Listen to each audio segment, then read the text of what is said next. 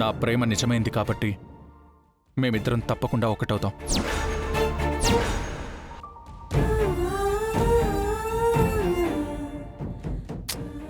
గదెప్పుడైతుందో తెలియదు గాని గా లోపల మీ అమ్మ బాపు పరిస్థితి ఏంటో ఆలోచించిరా? ఈ వయసులో వాళ్ళని బాధ పెట్టడం మంచిది కాదు కదా సారు. అయినా మీకోసం మొగుడిని ఇడిచిపెట్టిందే అయితే మీ దగ్గరికి రావాలి కదా, వచ్చిందా? రాలే కదా. మరి రాని దానికోసం దిమాగ్ ఖరాబ్ చేసుకునుడు బంద్ చేసి మీరే కావాలనుకునే గా శైలమ్మ గురించి కూడా జర సోచాయించొచ్చు కదా. లేదు బాను, నా లైఫ్లో ఇంకో అమ్మాయికి చోట్లేదు. ఎందుకుండరు సారు?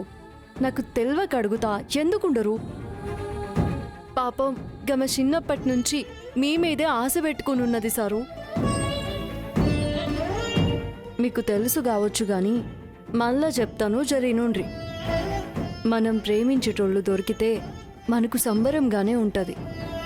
కానీ గదే మనల్ని మనలా ప్రేమించేటోళ్ళు దొరికితే బతుకు స్వర్గంలా మారుతుంది. నువ్వు నిజంగా జానులాగే మాట్లాడుతున్నావు. నేను నాలో కాక ఇంకెలా మాట్లాడుతాను విశ్వ?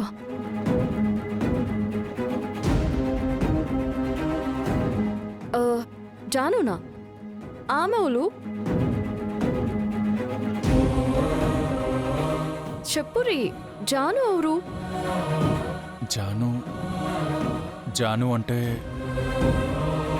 జాను అంటే వాడి బెస్ట్ ఫ్రెండ్ అమ్మా.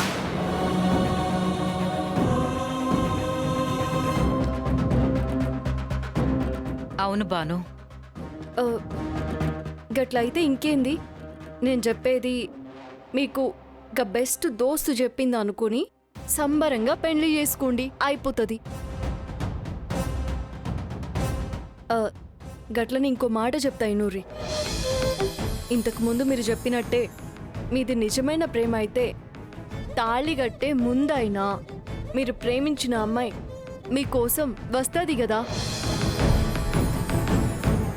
మిమ్మల్ని గవీది నిజంగానే గల్పాలే అనుకుంటే శైలమ్మ మెడల మూడు ఏషటి ముంగటైనా గామ వచ్చి మీ కండ్ల ముందు నిల్చుంటది.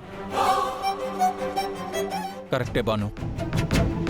పెళ్ళొద్దని అందరినీ బాధ పెట్టడం కంటే పెళ్లి కొప్పుకుని తాళి కట్టేదాకా ఆ అమ్మాయి కోసం వెయిట్ చేస్తాను. నా కోసం వచ్చేదైతే తప్పకుండా ఆ లోపలే వస్తుంది. అప్పటికీ రాకపోతే ఇంక తనెప్పటికీ రాదు నా కోసం.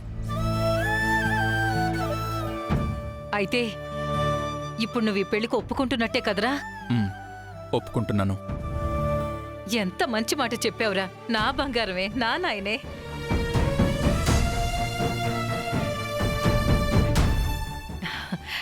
బాను, ఆ రోజు నా భర్త ప్రాణాలు కాపాడావు. ఈ రోజు నా కొడుకు మనసు మార్చి పెళ్లికి ఒప్పించి మా ఇంటికి సంతోషాన్ని తెస్తున్నావు. నువ్వు ఏదో జన్మలో ఈ ఇంటి మనిషి అయ్యుంటావు తల్లి. నేను ఎన్ని జన్మలెత్తినా కాని నీ రుణం తీర్చుకోలేనమ్మా. నా బంగారు తల్లి. అయినా తనిప్పుడు భర్తను వదిలేసింది. నా ప్రేమ నిజమైంది కాబట్టి మేమిద్దరం తప్పకుండా ఒకటవుతాం.